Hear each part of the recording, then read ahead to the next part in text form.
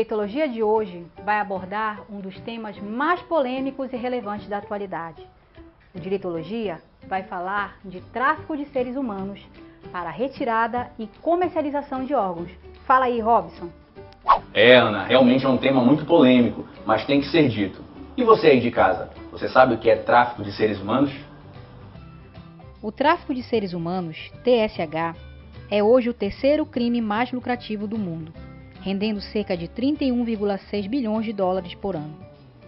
Por ter tomado tais proporções, as discussões em torno do tema começaram a ganhar força, o que culminou na mobilização dos mecanismos internacionais de proteção aos direitos humanos no intento de coibir essa prática. A Convenção das Nações Unidas contra o Crime Organizado Transnacional, também conhecida como Protocolo de Palermo, é o principal instrumento global de combate ao crime organizado transnacional.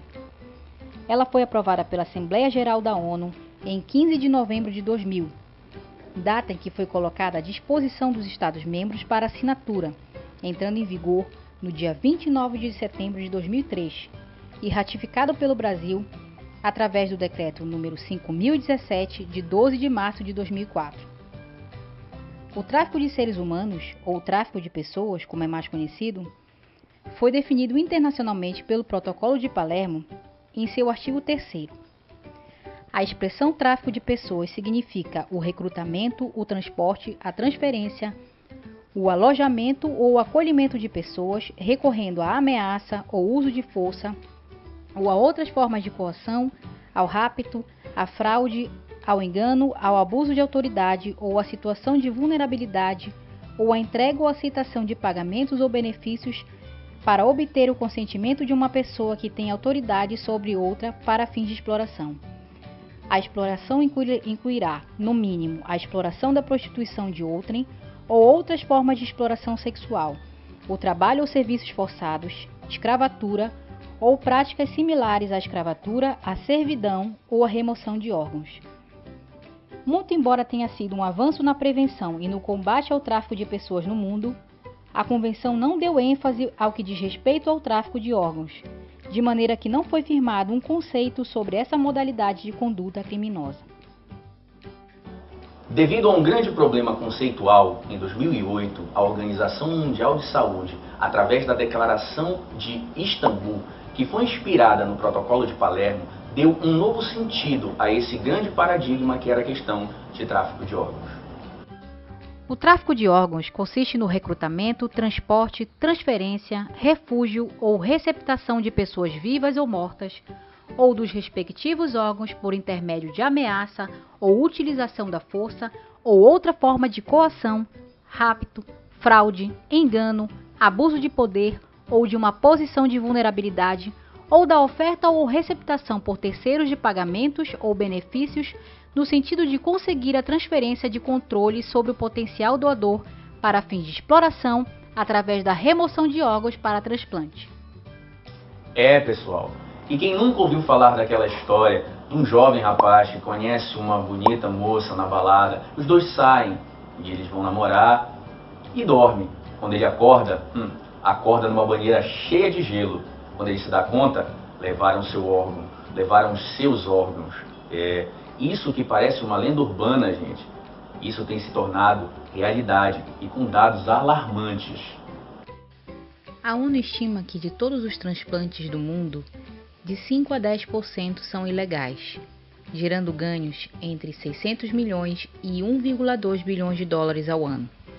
Ainda de acordo com as Nações Unidas, cerca de 120 mil transplantes foram realizados em 2013, sendo que desse montante, 79 mil cirurgias foram de rins e 25 mil de fígados.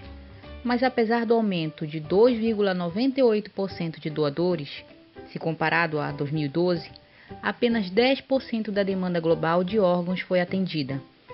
Isso resulta em um mercado negro que se alimenta do descompasso entre procura e oferta, ou seja, há um número elevado de pacientes que precisam de órgãos e uma escassez notória de doadores que estimula esse comércio lucrativo.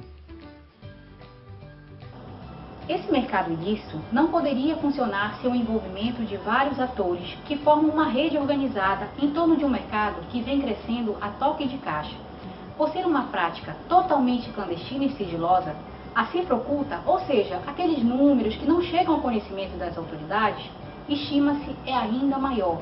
Segundo a ONU, os integrantes dessa verdadeira cadeia criminosa podem ser facilmente identificados. Recrutadores, também chamados de coordenadores intermediários ou caçadores de rins, identifica as vítimas vulneráveis e as persuade para que estas vendam os seus órgãos, geralmente rins. Eles possuem grandes habilidades de persuasão. Podem estar dentro do mesmo grupo étnico de suas vítimas, aumentando ainda mais suas chances de conseguir os órgãos. Profissionais médicos. De todos os atores envolvidos, são os que menos sabem e menos se envolvem na cadeia de transplante ilegal. Enfermeiros e outros assistentes também estão envolvidos. Outros facilitadores privados e públicos. Hospitais, centros de transplantes, laboratórios, companhias aéreas, agências de viagem, etc., informam como devem operar os recrutadores, além de fornecer a eles acomodações e mantimentos. Pacientes ou compradores. Apesar de haver casos domésticos, não é raro existirem casos dos chamados turismos de transplante, em que o paciente viaja até o local onde se encontra a vítima e toda a cadeia de transplante ilegal para realizar a cirurgia. Os centros de transplantes ilícitos estão localizados em países que combinam excelente infraestrutura com uma fiscalização fraca e corruptível. Segundo dados da Organização Mundial de Saúde, há 5 pontos quentes onde o tráfico de órgãos ocorre: Paquistão, China, Filipinas, Colômbia e Brasil, que são considerados grandes fornecedores de órgãos. Ainda segundo a OMS, somente no Irã existem 127 agências e 23 clínicas. Já países como África do Sul e Turquia abrigam transplantes de doadores que vêm de outros países. Como podemos ver no mapa, os chamados países desenvolvidos são os que mais compram órgãos, entre eles Estados Unidos, Reino Unido, França, Alemanha e Itália. O maior mercado de venda de órgãos do planeta é a Índia. Isso porque sabemos que a maioria das vítimas desse tipo de prática não tem acesso a uma educação formal, tem baixa renda familiar e condições precárias de vida e trabalho. Por outro lado, o maior comprador per capita do mundo é Israel, sendo que até mesmo os recursos do governo são utilizados ilegalmente para a compra de órgãos. Esse comércio, esse tráfico ilegal, ele é muito vantajoso para essas pessoas que vivem disso. Mas eu queria te perguntar aí do outro lado, afinal, quanto custa um órgão desse traficado? Um órgão desse tirado ilicitamente de uma pessoa? No mercado negro, os valores dos órgãos são surpreendentes. Calcula-se que um rim, que é o órgão mais procurado, chega a valer de 400 a 500 mil reais. O fígado, que vem abaixo na tabela de preço, custa cerca de 300 mil, enquanto que o coração é vendido entre 200 a 250 mil reais. Há outros menos valorizados, como estômago, intestino e baço, que variam entre 1 mil e 5 mil reais por unidade. Por muito tempo, a legislação penal brasileira foi silente quanto ao tráfico de pessoas para fins de remoção de órgãos. A matéria era tão somente disciplinada pela Lei 9.434 de 97, a conhecida Lei de Transplante de Órgãos, que traz em seu artigo 15 a criminalização do comércio de órgãos, também conhecido pela doutrina como o crime da falha do dente. Artigo 15. Comprar ou vender tecidos, órgãos ou partes de corpo humano. Pena: reclusão de 3 a 8 anos e multa de 200 a 360 dias multa. Parágrafo único. Incorre na mesma pena quem promove, intermedia, facilita ou aufere qualquer vantagem com a transação. Atualmente, um novo marco legal para o tráfico de pessoas, a Lei 13.344 de 2016, é resultante de um projeto de lei da CPI do tráfico de pessoas que aconteceu de 2011 a 2012. O projeto buscou adequar a legislação brasileira ao Protocolo de Palermo, do qual, como já dissemos, o Brasil é signatário. A referida lei introduziu no Código Penal o artigo 149-A, que tipifica o tráfico de pessoas em suas diversas modalidades, inclusive quanto à remoção de órgãos. Inclusive, gente, muitos casos têm sido relatados no Brasil e no mundo.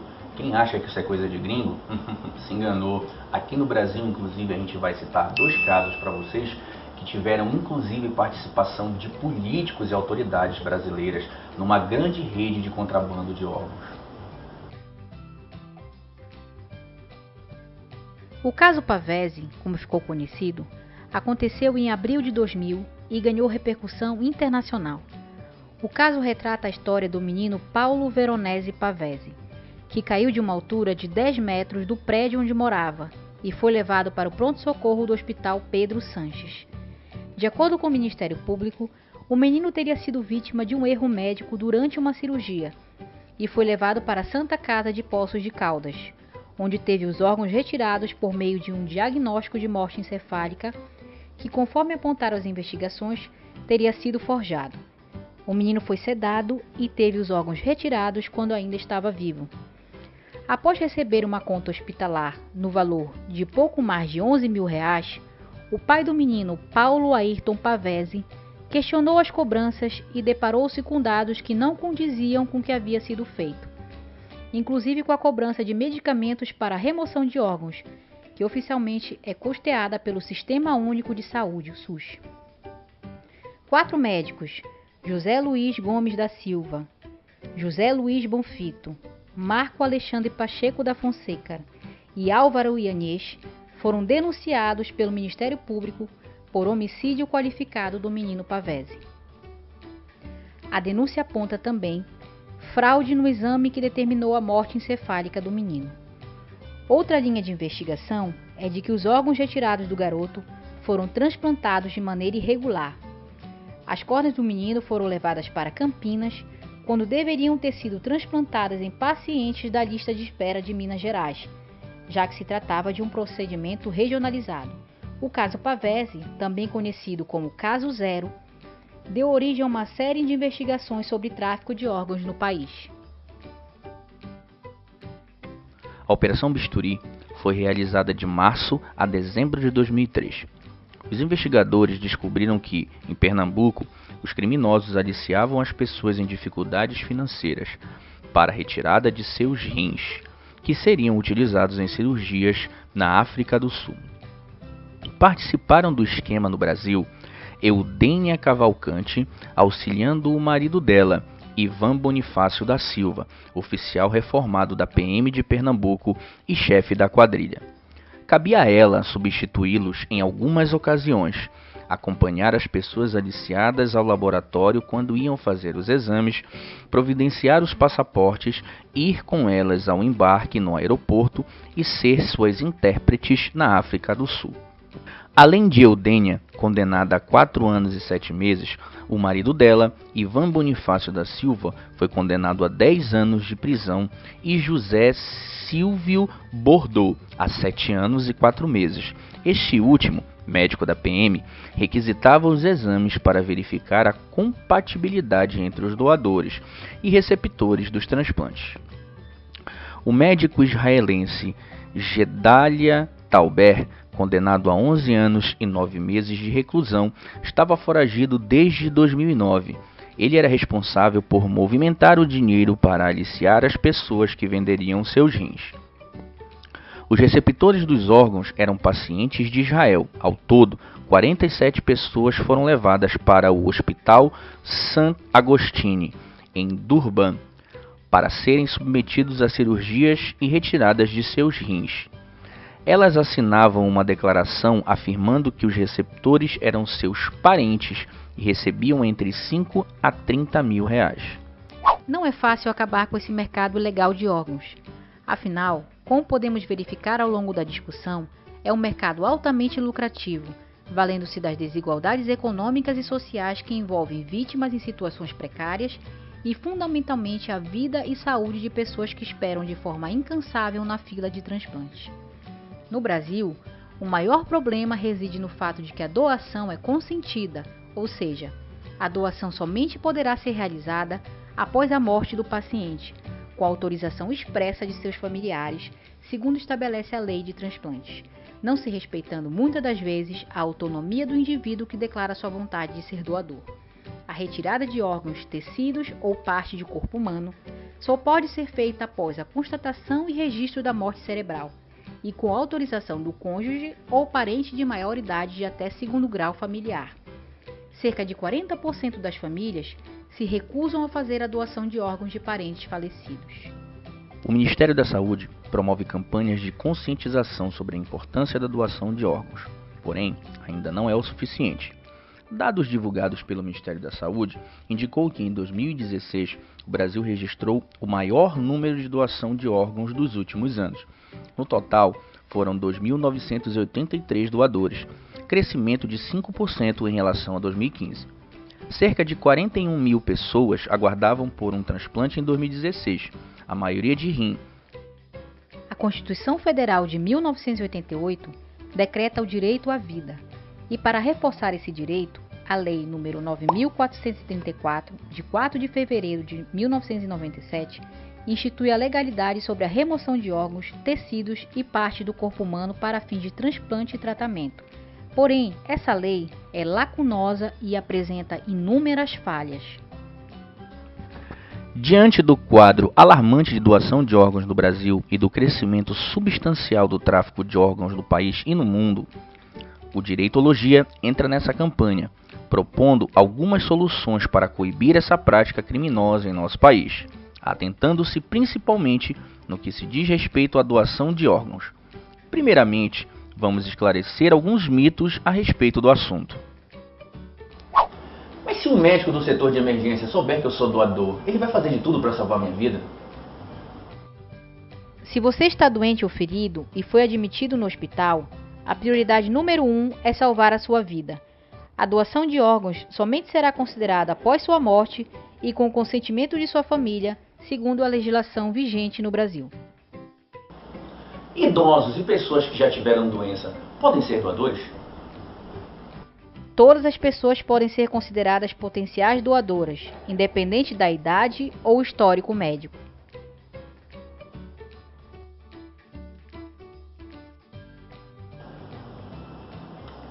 Quem recebe o órgão de um doador passa a se comportar como ele?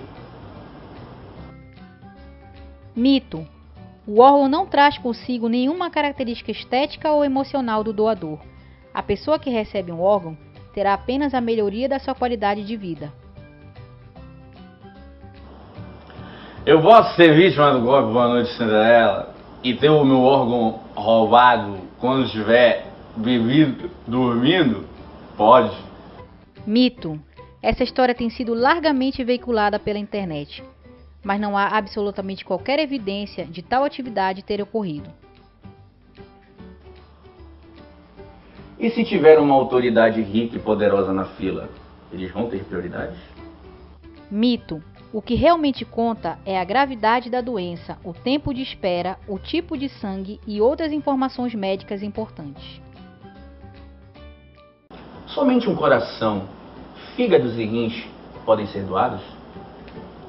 Mito: os órgãos necessários incluem coração, rins, pâncreas, pulmões, fígado e intestinos. Tecidos que podem ser doados incluem córneas, pele, ossos, válvulas cardíacas e tendões.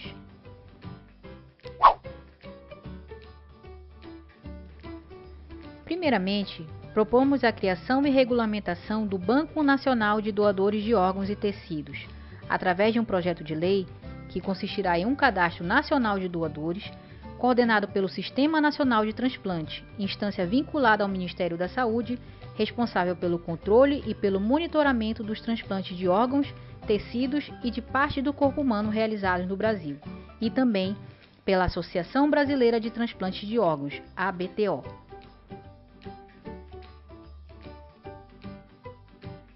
Conforme projeto de lei, a doação continua sendo consentida e não presumida, mas o consentimento seria do próprio doador em vida. Para isso, o projeto altera a Lei 9.434 de 97, na qual afirma em seu parágrafo 4º a retirada de tecidos, órgãos e partes do corpo de pessoas falecidas para transplante ou outra finalidade terapêutica dependerá da autorização do cônjuge ou parente maior de idade, obedecida as linhas sucessórias reta ou colateral, até o 2º grau, inclusive, afirma em documento subscrito por 2 testemunhas presentes à verificação da morte.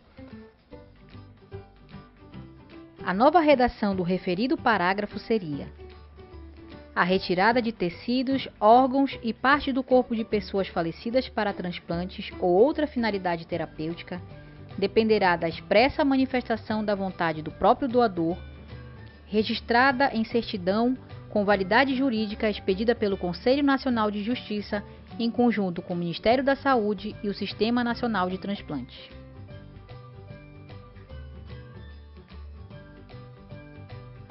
O doador receberia uma carteirinha contendo seus dados e a vontade expressa em ser um doador em vida, e uma certidão comprovando a validade jurídica do consentimento do doador em respeito à sua autonomia da vontade. Essa declaração possuiria validade jurídica em todo o território nacional, tudo de forma gratuita. Esse cadastro nacional poderá ser feito pela Rede Mundial de Computadores, através de um site e um banco de dados nacional, com o cadastro de todos os doadores, no qual este irá declarar a sua manifestação em ser doador de órgãos ou tecidos, podendo ser revogada a qualquer tempo. Bom, pessoal, esse foi o Diretologia de hoje sobre tráfico de órgãos. É isso aí, pessoal. A gente espera que vocês tenham gostado. Não esqueçam de dar um like no nosso canal, né? E não esqueçam de acessar o site que a gente já mandou para vocês no início da apresentação. Grande beijo, grande abraço, beijo no coração.